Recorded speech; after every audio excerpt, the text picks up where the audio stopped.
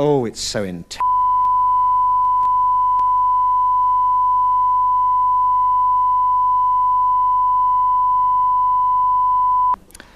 Ten, 9, 8, 7, 6, 5, 4, 3.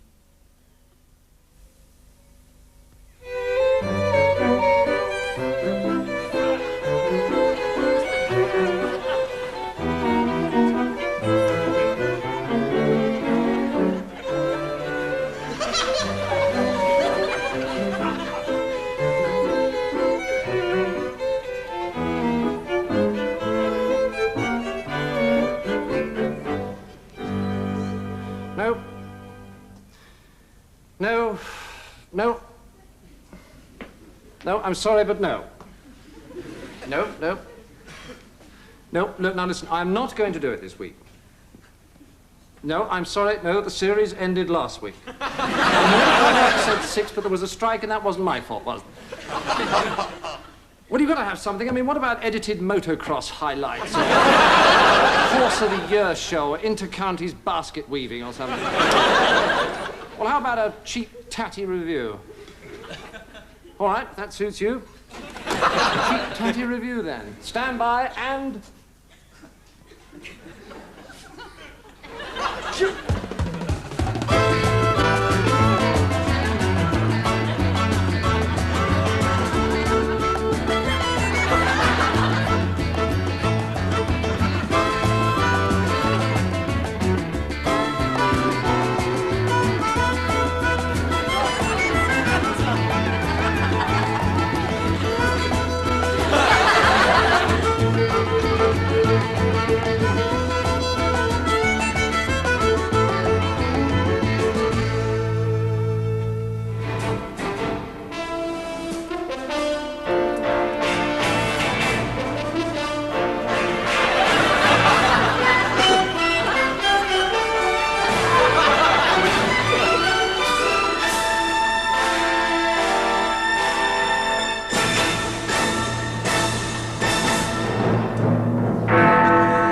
Mr. Callahan chooses new date for the election, 1945. Iran, and the search goes on for the Ayatollah Khomeini's contact lens. Due to adverse weather conditions, the British Rail Pools panels meet to decide what trains would have arrived where. In the run-up to democratic elections in Rhodesia, Ian Smith introduces racially mixed swimming pools. Half the water for the whites and half for the blacks. The whites get the top half. And the blacks get the bottom half. Good evening. Well, if this is the 9 o'clock news, I'm Reggie Bosanquet.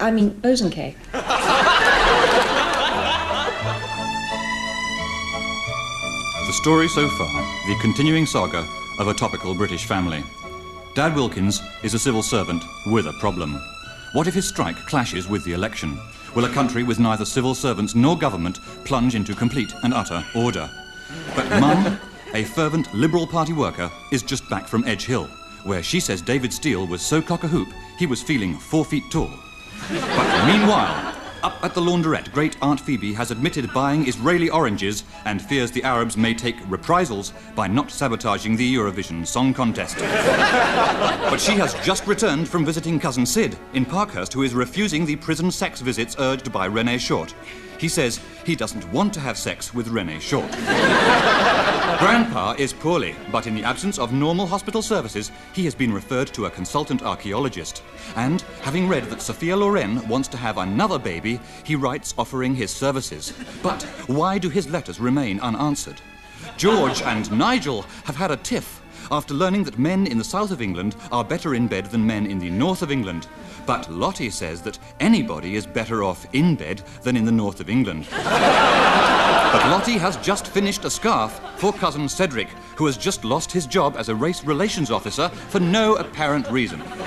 But the same fate has also befallen cousin Ingrid, who has been sacked from Rotterdam's new floating brothel.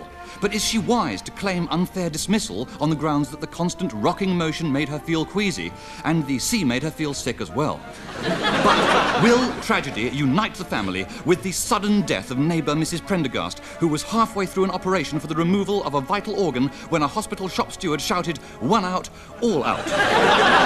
All this and a lot less in this week's thrilling instalment of Stay With Us. Hello. Now, because of the Tory win in the Commons, you probably know I can't actually introduce the budget I'd planned for tomorrow. Still, I thought I'd tell you what I was going to do. The first thing I was going to do was to introduce a positive measure to stimulate the economy. Yes, you guessed it. I was going to abolish income tax. Absolutely and forever. Oh, well, that's out now. Now, a number of other goodies. Let me see now. For you small shopkeepers, VAT would have remained at 8%, the only change being we'd have paid it to you. Relief for the unemployed, we'd have sacked Albert Booth. A 2-day working week. Bonus incentive schemes for getting out of bed. Full compensation for the helpless, the sick, the handicapped. Well, Chelsea need all the help they can get, don't they? Oh, well, they all go in the bin too. In fact, the only people who would have had to pay anything at all would have been a new special tax grade called Conservatives. Pity. I don't suppose the Tories will be as generous. Of course, it's very difficult to see ahead. Oh, that's better. I might just possibly get to bring these measures in one day, if I'm still here. Get the picture?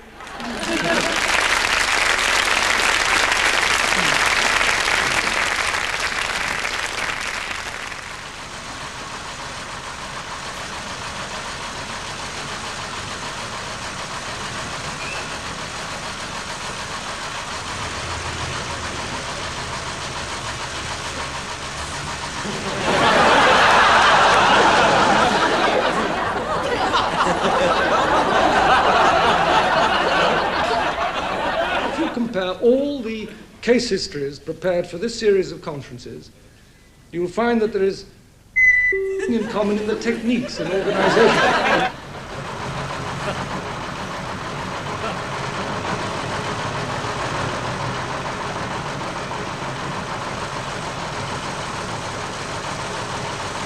I think the new pay rise is well deserved. I did a marvelous sermon yesterday about what's his name? You know the chap. Name's on the tip of my tongue. Walks on water. Oh, yes!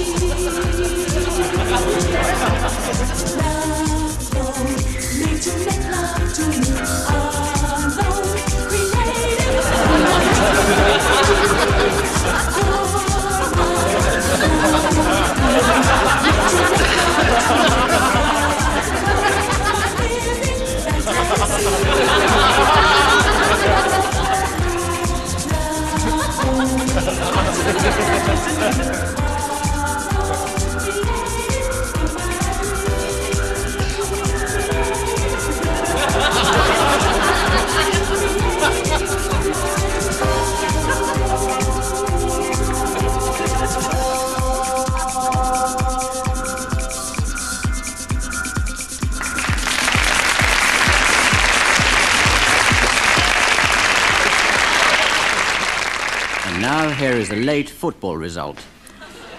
Irish League Division 4, Tipperary Rovers 343, Limerick Academicals 475. Both sides were playing at home.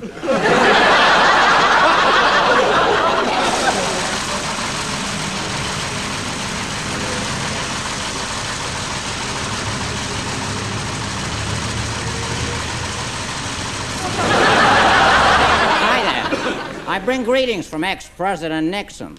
I played golf with him last week, and he seems much better since his operation. He went into hospital to have his paranoids removed. Now Jimmy Carter says he hopes to put a man on Jupiter, his brother Billy. But I must say, I just love the way you do things here in England. It's so civilized. Yesterday, I opened an account with a mugger. Say, it's a real problem buying anything in London with all these Arabs about shoplifting. I hear one got fined the other day when he walked out of Harrods without paying for it. Yesterday, I ran into Roddy Llewellyn and he gave me a free copy of his LP. You know, I feel sorry for him. He's being kissed by a princess, but he still sings like a frog. And aren't your British rail price rises terrible? I hear one commuter got so depressed he threw himself in front of the 812 to Waterloo. He was killed at 11:37 the following Friday.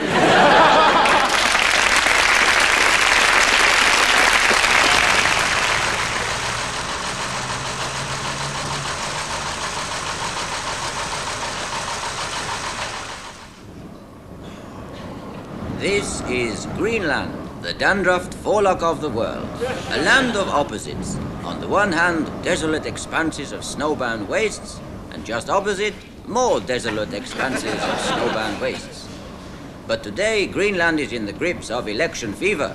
This is Godthab, the bustling capital, now under 100 feet of uncleared snowdrifts due to a strike of Brit lorry drivers. As polling approaches, party workers climb up over the rooftops to set up their campaign headquarters on the ice cap.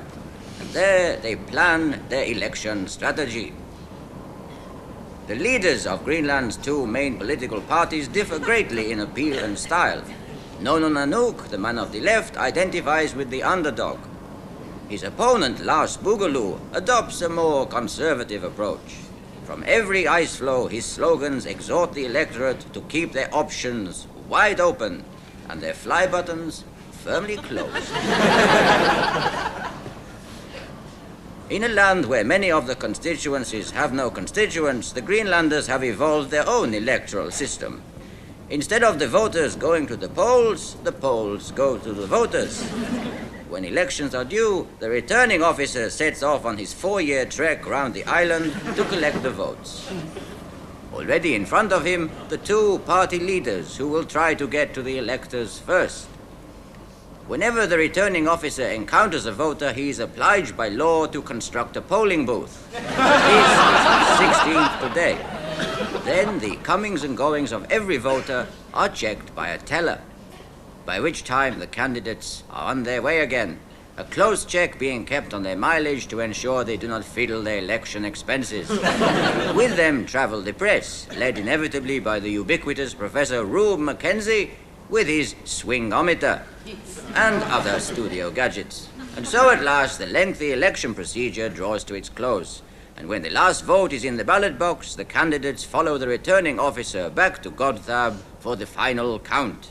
This is a terribly exciting moment, for after 4 years, the final result is somewhere on that sledge. They say it's a cliffhanger, this result. The world waits on tenterhooks to know what the result might be. But alas, we will never know.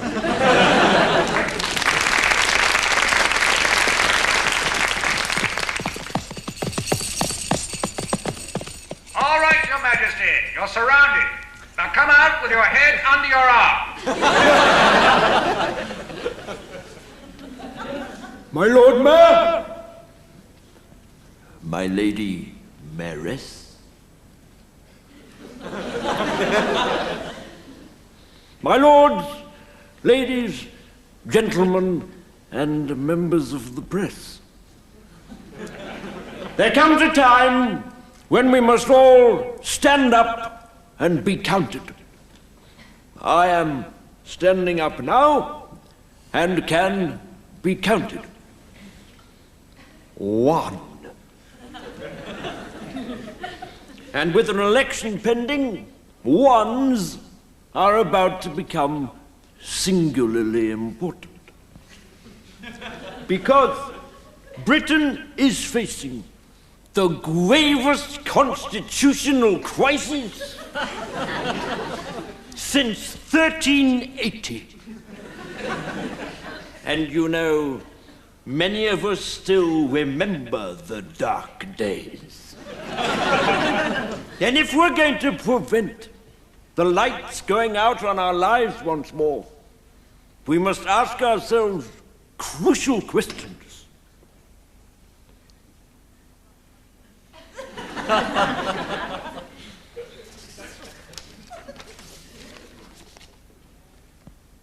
Where are we? How did we get here? Why did we come? Where do we want to go? How do we want to get to where we want to go? How far do we have to go before we get to where we want to be? How would we know where we were when we got there? Have we got a map? But surely you can see my point. Because what I'm talking about is life. Because life is one of those things, isn't it, that most of us find it very difficult to avoid. In the words of David Dimbleby, life is uncertain. My life certainly has a certain uncertainty about it. And I'm certain that yours does too. And with your uncertainty and my uncertainty, there's certainly a certain degree of uncertainty about. Of that we can be quite sure. So as a party, we must not be frightened. And we must be prepared for this fight. It is easier for a witch man to pass through the eye of a needle than it is for a camel to...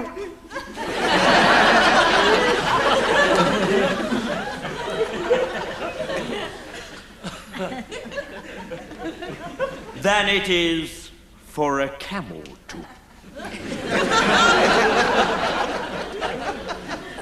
Because we don't want to end up, do we?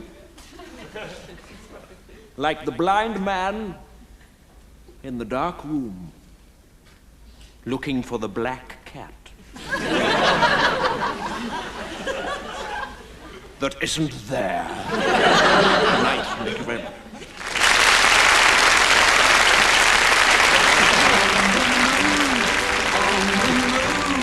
We're on the move again, looking good, feeling fine, in the groove again.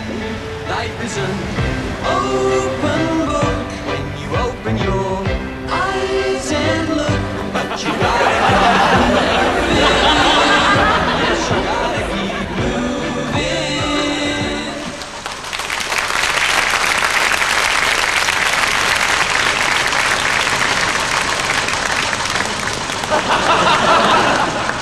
Tall chap with Yes, long hair. that's right. Robert Powell. Not quite Robert Powell, Robert Powell.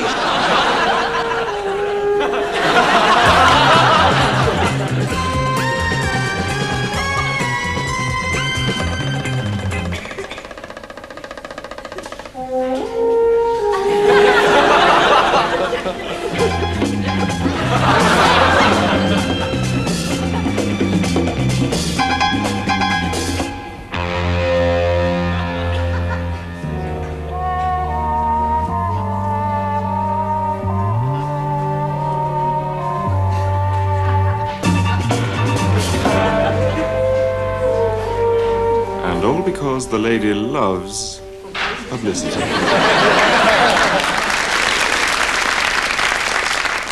What happens when a screw does bird? 5 years ago, this man was a screw who hated cons. After an incident at Strangeways in 1974, he himself was sent to prison for beating a con up. Now he is a con himself and hates ex-screws. So he's beating himself up. But as an ex-screw, of course, he still hates cons. So that while he's beating himself up, he's also smashing himself to pulp in retaliation. You dirty swine! You pig! You cat! Just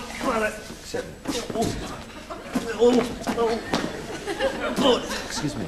Yeah? I wonder if you could tell me, how did you adapt to life as a prisoner? Oh, it wasn't easy, pal. It wasn't easy, I'm telling you. Well, when they used to lock me up in my room at night, well, for the first few months, I thought I was on the outside. When did you first realise that you were a prisoner? Well, I think it was visiting days, when my wife came to visit me every fortnight. Then I realised I was a visitor. I mean, a prisoner. That must have been a terrible strain. Yeah. Tell me, do you not regret the way that you betrayed your trust as a prison officer? Listen, mate. The policeman that nicked me was bent and is now doing 5 years in Durham. The doctor on whose evidence I was sent down has been struck off and is now doing 4 years at the Ville.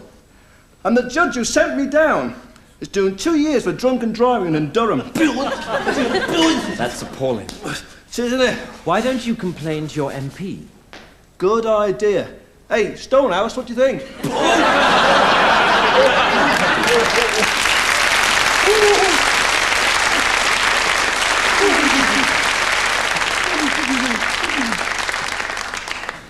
Kangaroo Valley, Bedsitter call it what you will, but this suburban semi looks just like any other in London's Earl's Court, which is why we're more interested in this house, number 32 Laundry Terrace. This is the house where His Imperial Majesty Mohammed Reza Pahlavi, Shah of Iran, has chosen to settle in his newfound exile.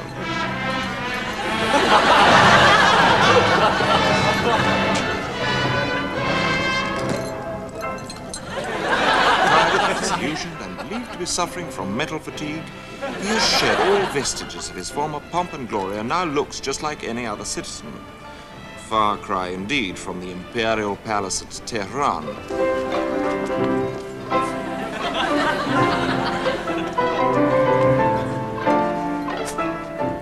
His followers have made everything ready. The former occupant of the Turkey throne has come home to roost, to a place whither birds of a feather have already flocked.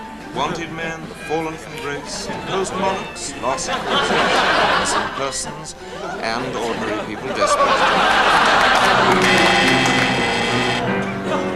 The Shah will certainly not be alone in his exile, for this boarding house is also home for his serene protuberance, the Atishu Kwame of Bindi, the 117-year-old spiritual leader of 17 Muslims. For 97 years, this semi-divinity has lived in semi-exile in this semi, masterminding the Bindi revolution and planning his triumphant return.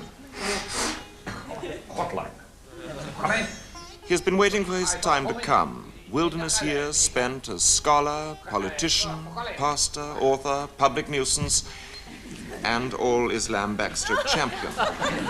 This man embodies the dilemma of his people. On the one hand, he is a spiritual leader, on the other, a shrewd political strategist. One eye on his national traditions, the other on his own political future. One ear to the wish of the superpowers, the other to the ground. One foot in the revolutionary camp, the other in the grave. Here the artichoke receives homage from a devout follower, who, in accordance with the custom of centuries, bows first to the artichoke and then to the east, and not to point his face towards Mecca, but to point his bottom towards Wolverhampton. Nor is the artichoke alone in his exile, for just along the corridor lives the exiled loony of Yucatan, the spiritual head of 2 million Bushmen, who from here plan the pagan revolution which will bring down the white minority government of the president of Portuguese Yucatan. In fact, this corridor is full of former heads of state. His Magnificence, the Jamja'ar of Rajipur, His Supreme Indolence, the Mighty Wurlitzer of Barbary, His Enormity, the Ajibaji of Muscat, and the Bathroom of West Congo.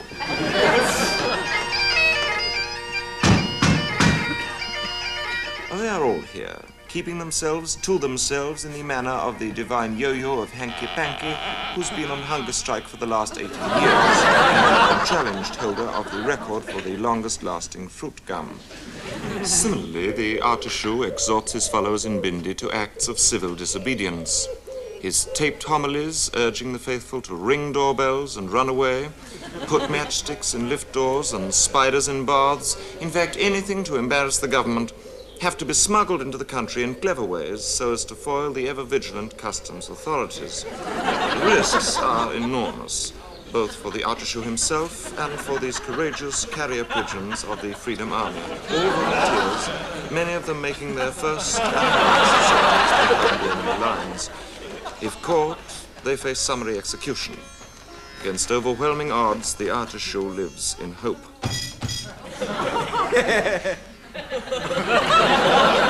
His spirit of optimism is shared by his fellow tenants here.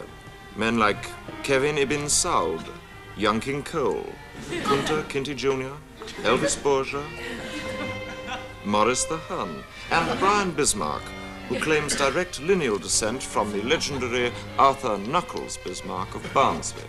And the Shah must take his place with them, hoping one day to return and rule. Until that day dawns, it is simply a matter of waiting and waiting. And now, here are the main points again. There have been disturbing reports this week that doctors in Dudley, Worcestershire, are planning to prescribe the pill to girls under 16 without telling their parents. Let me make one thing perfectly clear. I am going to tell my parents. And the government has announced that it has decided at last to clamp down on practical jokes which cause discomfort, starting with Mr. Tony Benn.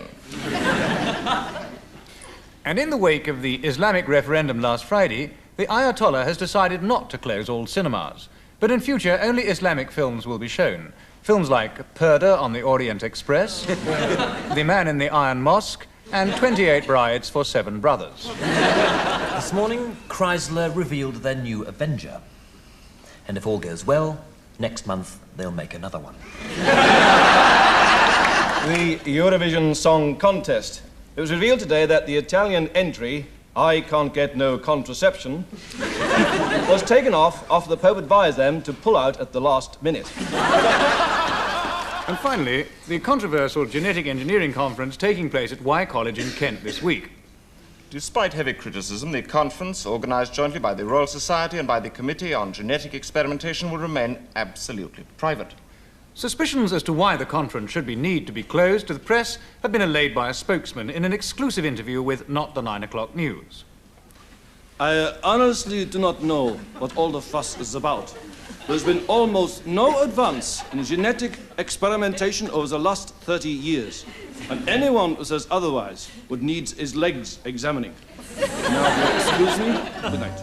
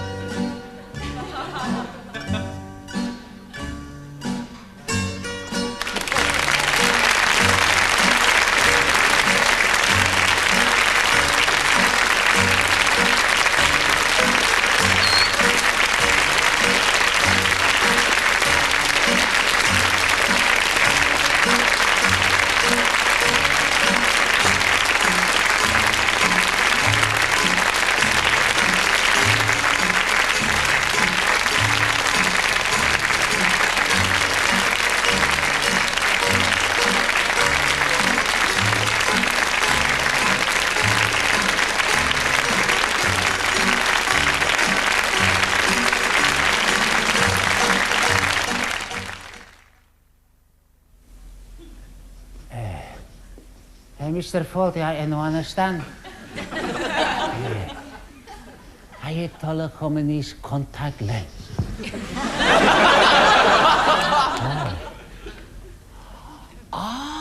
Comprendo. Is it genoeg?